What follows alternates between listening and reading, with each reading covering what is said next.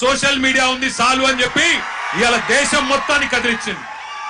అందుకే అంటా ఉన్న మోడీ గారు, మీరు పెట్టుకోకూడనలతో పెట్టుకున్నారు. ఎవరితోనైతే పెట్టుకోవద్దో వాళ్ళతోనే పెట్టుకున్నావు. నువ్వు కొరివితో తలగొక్కున్నావు. మోడీ గారు జాగ్రత్త పడు. తరం మారుతున్నది, స్వరం మారుతున్నది, నవతరం వరస మారుతున్నది. రాజ్యమా ఉలిక్కి పడు, గుర్తు పెట్టుకో, జాగ్రత్తగా ఉండు. వాళ్ళు అనుకుంటే మొన్ననే నేపాల్లో ప్రభుత్వం కుప్పగూలింది. ఈ పిల్లలు తలుచుకుంటే శ్రీలంకలో బగాయించి అక్కడ ఉన్నోళ్లను ఉరికిచ్చి దేశమవతల దాకా పోయేదాకా విడిచిపెట్టలేదు. కాబట్టి ఎవరితో పెట్టుకోవద్దో మోడీ గారు, వాళ్ళతోనే పెట్టుకున్నావు. వాళ్ళ అహం మీద కొట్టినవి ఇయ్యాల. ఏమడుగుతున్నారయ్యా వాళ్ళు మాట్లాడితే ఒకడు టెర్రరిస్టులు వీళ్ళు అంటాడు, ఒకడేమో ఖలిస్తాన్ వాళ్ళు అంటాడు, ఒకడేమో అర్బన్ నక్సలైట్లు అంటాడు, ఒకడేమో దేశద్రోహులు అంటాడు, ఒకడేమో పాకిస్తాన్కి వెళ్ళి ఫండింగ్ వస్తుంది అంటాడు. పనికి మాలిన మాటలు మాట్లాడతారు. ఇవాళ పిల్లలు చెప్తుంటే ఆ కథలు, ఢిల్లీలో వాళ్ళు మాట్లాడుతున్న మాటలు వింటే నిజంగా మనిషి అనే వాడెవడైనా ఉంటే కేంద్ర ప్రభుత్వంలో ఈ పాటికే పోవాలా, కూర్చోవాలా, మాట్లాడాలా. వాళ్ళ దగ్గర ఏమి డిమాండ్స్ ఉన్నాయో పిలిచి మాట్లాడి బుదిరెక్కించి అట్లా కాదమ్మా ఇట్లా అని చెప్పి సంజాయించి ఎట్లా బాగు చేస్తాం దేశాన్ని చెప్పాలా. కానీ కేంద్ర ప్రభుత్వంలో ఉన్న వాళ్లకు ఇవాళ ఆ పరిస్థితి లేదు. మోడీ గారు ఒకటి గుర్తుపెట్టుకోండి, ఇదే తెలంగాణ గడ్డ మీద 50 ఏళ్ల కిందట ఒక యువకుడు ఒక మాట అన్నాడు. ఆనాటి తరం యువకుడు, ఆనాటి యంగ్ జనరేషన్ కి సంబంధించిన నాయకుడు ఒక మాట అన్నాడు, జీనా హై తో మర్నా సీఖో, కదం కదం పే జీనా హై తో కదం కదం పే జీనా హై తో మర్నా సీఖో, కదం కదం పే లడ్నా సీఖో అన్నాడు. అందుకే మోడీ గారు గుర్తు చేస్తా ఉన్నా మీకు, ఈ జనరేషన్ సావుకు భయపడే జనరేషన్ కాదు. ఈ జనరేషన్ నీ ఉడత ఊపులకి, నీ ఐటీకి, ఈడీకి, సిబిఐకి భయపడే జనరేషన్ కాదు. వాళ్ళు ఇలా కోపం మీద ఉన్నారు. నేను మొన్న చెప్పినా మళ్ళా చెప్తున్నా, కోపం మీద ఉన్నారు. పొట్టు ఆకలి మీద ఉన్నారు. వాళ్ళు మెట్టు ఎక్కుతారు, నిన్ను నీ ప్రభుత్వాన్ని తొక్కుతారు. యాదికి పెట్టుకో, ఈడ్చిపెట్టరు. ఎందుకంటే ఇవాళ వాళ్ళు ఏ రాజకీయ నాయకుడు అండతో చెలరేగుతలేరు. వాళ్ళకి ఏ నాయకుడు లేడు. ఇవాళ వాళ్ళు ఢిల్లీలో 1000 మంది, ముంబైలో 1000 మంది, హైదరాబాద్ లో 1000 మంది, నాసిక్ లో 1000 మంది, పూనాలో 1000 మంది బయటికి వచ్చినారంటే కేవలం ఒక పరీక్షా పత్రం లీక్ అవ్వడం వల్ల కాదు. ఈ దేశంలో ఉన్న పరిస్థితి, ఈ దేశంలో మీరు చేస్తున్న మోసం వాళ్ళకు అర్థమైంది. 12 ఏళ్లుగా ఇంతకుముందు మాట్లాడిన పిల్లల మాటలు మీరు విన్నారు. 12 ఏళ్లుగా మతం పేరు మీద చిచ్చు పెట్టి ఇవాళ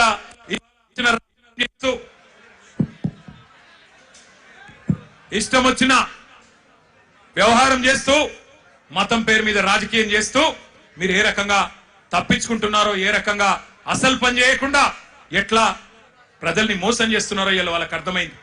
మీరే కదా చెప్తిరి సంవత్సరానికి 2 కోట్ల ఉద్యోగాలు ఇస్తా అని చెప్తివి. 12 ఏళ్ళే, మరి ఇప్పటికి 24 కోట్ల ఉద్యోగాలు రావాలి. వచ్చినాయా 24 కోట్ల ఉద్యోగాలు? అందుకే రోడ్డు మీదకి వచ్చిన ఒక ప్రశ్నాపత్రం లీక్ అయి మాత్రమే కాదు, ఒక నిరాశ, ఒక నిస్పృహ. ఇంతకుముందు అమ్మాయి ఎంత బాగా అన్నది, మేము మేక్ ఇన్ ఇండియా అడిగినాం, నువ్వు లీక్ ఇన్ ఇండియా ఇచ్చినావు. మేక్ ఇన్ ఇండియా ఎక్కడో పోయింది, లీక్ ఇన్ ఇండియా వచ్చింది, గిదా నువ్వు చెప్పింది అని చెప్పి ఆ అమ్మాయి ఎంత చక్కగా మాట్లాడింది మీరు విన్నారు. అట్లాగే ఇవాళ అడుగుతున్నారు జవాబుదారితనం. ఏమంటున్నారు? అయ్యా మీరు మంత్రులు అయినరు, ఎంపీలు అయినరు, మీరు పెద్ద ప్రధానమంత్రులు అయినరు, కానీ మేము మీ సీట్లు అడుగుతలేము.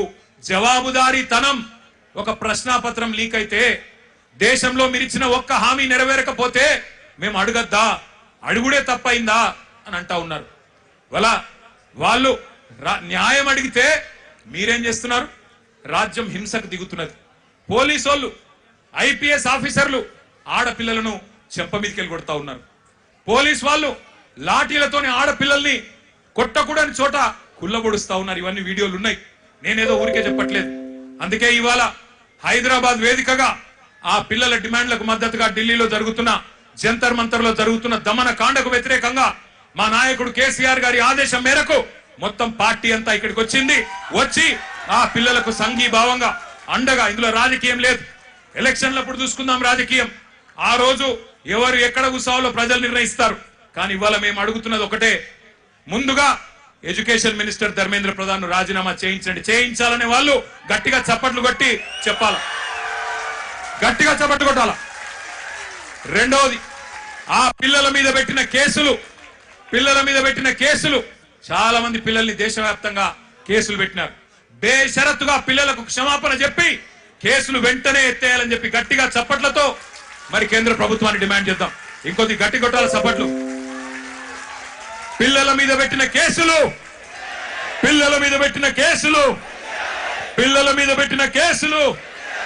మేము ఇక్కడికి బయలుదేరి వస్తున్నాం. పిల్లలతో పాటు నిరసనలో పాల్గొనాలా. కేంద్ర ప్రభుత్వానికి సిగ్గొచ్చే విధంగా మరి మాకు లోక్సభలో సభ్యులు లేరు, రాజ్యసభలో సభ్యులు ఉన్నారు, అక్కడ గొంతిప్పాలా అని చెప్పి మేము బయలుదేరితే విచిత్రం, మధ్యలో కాంగ్రెస్ వాళ్ళు మాకు అడ్డం వచ్చింది. నాకు ఆశ్చర్యమైంది. మేం కొట్లాడుతుంది మోడీ ప్రభుత్వం మీద, బీజేపీ మీద, మధ్యలో ఇక్కడ చోటాబాయికి ఏం వచ్చిందో నాకు అర్థమైతలేదు. నీకేమైందిరా నాయన? నేను మోడీనంటే ఈ కేడీ గాడు ఎందుకు ఉలిక్కి పడుతున్నాడు మధ్యలో? నేను మోడీని అంటున్నా, మోడీ తప్పు చేసిండంటే నీకేంది రోగం? మధ్యలో యూత్ కాంగ్రెస్ వాళ్ళు వచ్చి నా కారుకి అడ్డం వచ్చిండ్రు, పోలీసు వాళ్ళు చంపి తీసుకుపోయాను మంచిగా. నేనేమంటున్నా అంటే ఏం జరుగుతుంది ఈ దేశంలో? నువ్వు రావు, ఢిల్లీలో రాహుల్ గాంధీ పోయి ప్రధానమంత్రి ఇంటి ముంగట కూర్చుంటే ఈ నల్లమల పిల్లి పోయి కొడంగల్లో దాక్కున్నది. ఢిల్లీకి పోలే ఈడ పోయి దాక్కున్నాడు. అరే మీ మహేష్ గౌడ్ పోయి రాజ్భవన్ ముంగట ధర్నా చేసిండు, కనీసం ఆయన కొద్దిగానే రేషం ఉన్నది. నువ్వే అడుగున్నావు, కొడంగల్లో దాక్కున్నాడు. పోయి కొడంగల్లో మళ్ళా గట్టిగా ఇంకా విచిత్రం చెప్తా మీకు. కొడంగల్లో పోయి ధర్నా చేసిండు. రాహుల్ గాంధీని అరెస్ట్ చేసిర్రు, వెంటనే ఇడిచిపెట్టాలి, మావనికి దెబ్బ తాకింది, గింతంత గీర్కపోయింది, అయ్యో చాలా అన్యాయం జరిగింది అని బాధపడుతున్నాడు. నేను అడుగుతున్నా రేవంత్ రెడ్డి, ఏమన్నా కొద్దిగా సోయుందా నీకు? నీకు కూడా ఒక బిడ్డ ఉంది, నీకు కూడా మన్మడున్నాడు. నీ బిడ్డను ఇవాళ అక్కడ పిల్లలు కొట్టినట్టు కొడితే ఊకుంటావా ఒక తండ్రిగా? కనీసం రేషం లేదా? పిల్లలను గొడ్డులను కొట్టినట్టు కొడుతుంటే కనీసం స్పందన లేదు నీకు. ఢిల్లీ దాకా పోయి మరి మీ నాయకుడితో కూర్చునే ధైర్యం కూడా లేదు నీకు. ఇంకా మీదికెళ్ళి మోడీ గారిని, ధర్మేంద్ర ప్రధాన్ గారిని ఇవాళ ప్రధానంగా యువత డిమాండ్ చేస్తున్నది. జవాబు చెప్పండి అని చెప్పి మోడీ గారిని, ధర్మేంద్ర ప్రధాన్ గారిని అడుగుతుంటే మన చోటాబాయ్ ఈయనేం అడుగుతుండేరికేనా? కేటీఆర్ తప్పటిదంతా. ఎక్కడ దొరికినవయ్యా నువ్వు? నాకు అర్థం కాదు.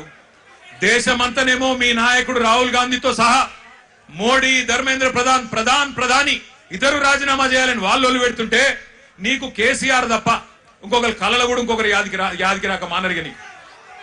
ఆ వెనకటికి ఒక సినిమా ఉంటది, ఆ సినిమాలు ఇంతకుముందు వచ్చేటప్పుడే మా అన్న ప్రశాంత్ రెడ్డి అని చెప్తున్నాడు. అదేంటది? కుక్క కథ కదా. చిన్న పిల్లగాడు కూడా ఉంటాడు, వాడు ఏం అడిగినా లాస్ట్కి ఏమంటే నాకు కుక్క కావాలి అంటాడు.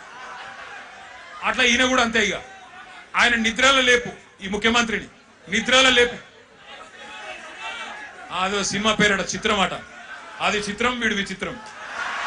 అంటే నిద్రలో లేపి అడిగితే